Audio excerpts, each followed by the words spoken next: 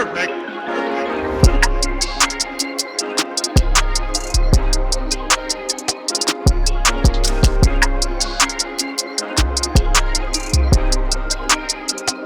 Hi guys, welcome back. This video is all about the Bajaj Dominar 400. First things first, and without any hesitation, I can say that this bike is a very powerful one. The Dominar is powered by a 373.3cc single-cylinder 4-stroke liquid-cooled FI engine. I am very much impressed with the power and torque this engine can produce. The max power generated is 40 PS at 8650 RPM and the max torque is also no less. For the price the Dominar is selling, I feel it's one of the most powerful bikes in this price segment. And you can feel the power the instant you take the Dominar for a ride. The power delivery is noticeable in all the gears and the bike stays agile every second of your ride. And hence gaining speed is very instantaneous. I mean, you can hit the 100 plus mark in no time and still the bike feels so much ready to push forward. All this power doesn't mean you can't ride at city speed. It's also possible with the Dominar 400 because the engine feels refined. And also the 6-speed gearbox coupled to the engine is a pretty good gearbox which has smooth gear shifts and I didn't experience any issues while gear shifting.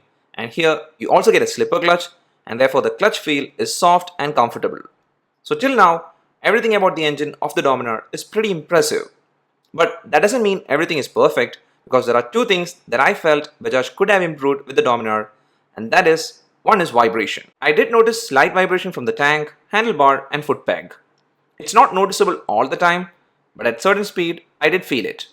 Now, if you're fully geared for a ride, it's not going to be an issue, and probably while touring, you'll be all set and geared up, and therefore this issue can be solved to an extent. But the second one, again not a major thing that's going to spoil the riding experience, but still, I did feel it, and it's the heat generated by the engine. This is a very powerful engine, and hence it does dissipate heat a bit more than what I was expecting.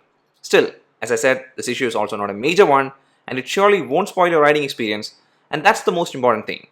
And for the riding experience from the Dominar, this engine performs really well, and based on raw power, I'm impressed. Now the Dominar is not a lightweight bike, but instead it's a heavy bike weighing 184 kilograms. But still, the ride control is good, and I was able to maneuver through traffic with not much difficulty, and it's mainly because the straight type handlebar has good turning radius, and the bike's overall curves are well set so that city commutes is possible, even though this bike doesn't fall into a commuter bike category. And actually one of the main reasons why I said city commutes is possible is how the rider seating posture is set. It's not very aggressive. In fact, it's much more comfortable than what I was expecting. It's by no means upright, and actually you have to lean a bit forward to get hold of the handle, but still, it's not a sports bike riding posture. Now if you want to do a track race, you can do it with the Dominar by adjusting your seating style. And talking about seating, the split seat used in the Dominar has good cushioning and is comfortable for both the rider and the pillion. And same is the case with the suspensions used. This bike has excellent suspensions. The front is a 43mm upside down telescopic fork suspension and the rear is a multi-step adjustable monoshock suspension. Both the suspensions are not stiff and has good travel, and it also takes majority of the stress, thereby providing a very comfortable and strain-free ride. Now in case if you're wondering about the seat height, it was comfortable for me, and for your reference, my height is 176 centimeters. Both my feet reaches the ground and stays well planted without any issues. Till now, I just kept on saying about the very powerful engine and also how easy it can gain speed. But safety does matter a lot, and since this bike performs extremely well, Bajaj had to use very good brakes, and I'm happy that they did use good brakes. The front and rear brakes are equipped with ABS, so this is a dual channel ABS bike in which the front disc is 320mm in diameter and the rear is 230mm in diameter, and the brakes response is really good. I tried doing quick stopping at high speed and the bike managed to come to zero without creating any issues like skids or airy liftoff. And I feel this is the way you should choose your brakes. Tally the brake with the power of the engine so that safety side is well covered, and that's what Bajaj did with the Dominar 400. The Dominar also gets very thick tires, which is not a surprise, and hence taking corners is very easy. But one thing that was surprising is the ground clearance of this bike. Normally such bikes won't be having good ground clearance, but the Dominar does get 157mm ground clearance, and hence even while riding through very bad road conditions, I didn't face any issues. Now in case if you're still not confident, the bike gets an undercowl, so the bottom section is anyways safe. And the undercowl is a very sharp looking one, and in fact the whole design of the bike is very sharp and bold. Just take a look at the Dominar. It looks like a hunk. This bike has very sharp curves throughout, and it has this dual paint scheme in which the color options available are wine black and Aurora Green, which is the one that's shown here. The tank is a very muscular tank and it's a solidly built one. It's made of plastic, but it's of very good quality, and the tank cowl used here adds to the overall look of the bike. This tank's capacity is 13 liters, which is really good. Now the front design of the bike is very attractive. The headlamp has a unique shape with a windshield, and the headlight used is LED. This headlight is one of the best because even in pitch dark, you can get through with this headlight. For the taillight of the bike, it just looks fine. It's not as eye-catching as the headlight, but the pillion grab rail is sharp, and that combined with the taillight makes the rear of the bike look neat. And this pillion grab rail is a comfortable one for the pillion to hold. Then checking the instrument console, there are actually two, and the main one is this big digital panel which shows the RPM, speed, time, fuel level, and also some indications whether the engine kill switch is on or whether your side stand is up or not. I like this idea because the console is not crowded and the rest of the stuff is shown in the small digital panel.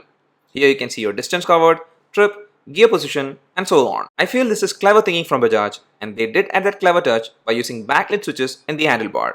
You get all the necessary switch controls and all of them are backlit, which is good at night. Last but not least in the design side is the stubby exhaust.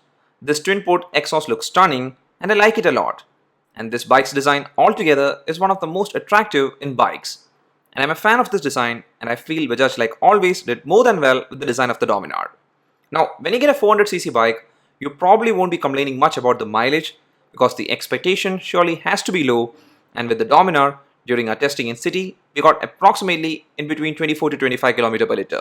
And with that, I guess we did check almost everything with the all-new Dominar 400.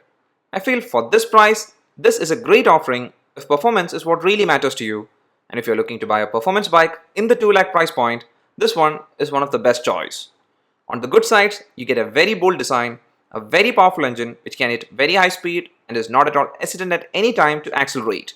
Then this bike also gets excellent brake and also very good seats. The ride control of this bike is also fine, especially considering this one is not your typical city bike. So all these are positives, but like I said before, everything is not perfect, and as downsides, there is slight vibrations from body parts, then engine does get hot, and also the mileage as expected is on the lower side. Now if you are a person choosing a 400cc bike, then probably mileage won't be in your priority list, and also if the other minor problems, which to an extent can be solved, is again not something you are worried about, then surely for this price, there is no other better offerings from others for raw power, and hence if you are such kind of a buyer, go for the 2019 Dominar 400 and enjoy your ride. So that's up for this detailed review of the Dominar 400. Hope you liked it. If so, please do hit the like button and please do subscribe. And also if you own a Dominar, please leave in the comment section about your experience so that others can get a more insight. See you again in the next video. Till then, bye and always ride safe.